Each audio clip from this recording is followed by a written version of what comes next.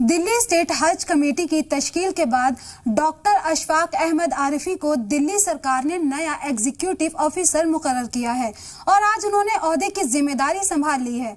हज कमेटी के चेयरपर्सन कौसर जहां ने अशफाक आरिफी को हज कमेटी में जिम्मेदारी सौंपी। इस मौके पर अशफाक अहमद आरिफी ने आने वाले हज के ताल्लुक से इंतजामात समेत दीगर मामलों पर चर्चा करते हुए अहद किया कि कहा इस बार हज कमेटी की कारकर्दगी और बेहतर होगी। हज कमेटी के सभी मेंबर और अफसरान के ताउन से हज कमेटी का काम मजीद बेहतर होगा। वाज़ेह हो कि इससे पहले अशफाक अहमद आरिफी 2014 से सितंबर 2020 तक लगातार 6 साल तक दिल्ली स्टेट हज कमेटी के एग्जीक्यूटिव ऑफिसर के तौर पर काम कर चुके हैं।